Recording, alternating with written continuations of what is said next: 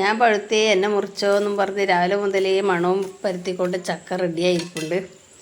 പിന്നെ പഴുത്ത ചക്ക ആരും തിന്നാത്തതുകൊണ്ട് മുറിക്കാനും മടിയായിട്ട് അങ്ങനെ നിൽക്കുമായിരുന്നു.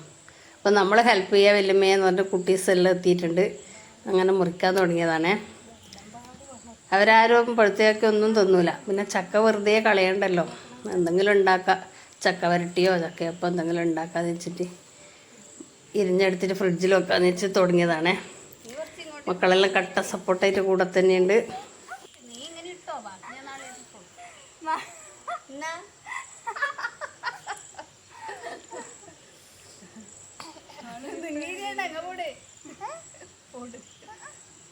വെറുതെ കളയണ്ടല്ല.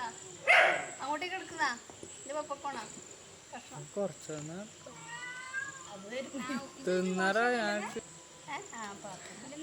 അപ്പോൾ ഒരു മുറി മുറിച്ച് കഴിഞ്ഞിട്ട് ഇരിഞ്ഞ് കഴിഞ്ഞ് പിന്നെ നോക്കുമ്പോൾ മറ്റേ മുറി അവിടെ കണ്ടോണ്ടാന്ന് പറഞ്ഞ് ചിരിക്കുന്നത്, അതും ഇരിയണോ എന്ന് വെച്ചിട്ട്. എന്തായാലും എല്ലാവരും കൂടെ ഉത്സാഹിച്ച് ചക്കയെല്ലാം ഇരിഞ്ഞെടുത്തു. നമുക്ക് കട്ട സപ്പോർട്ടായിട്ട് പൂച്ചക്കുട്ടന്മാരും ഇവിടെ തന്നെയുണ്ട്. ചിന്നു അങ്ങ് ദൂരെയുണ്ട്. അങ്ങനെ ചക്കയെല്ലാം ഇരിഞ്ഞെടുത്തു. ഇനി ഇത് ഫ്രിഡ്ജിൽ കൊണ്ടുവെക്കാം, പിന്നെ എന്തെങ്കിലും ചെയ്യാം.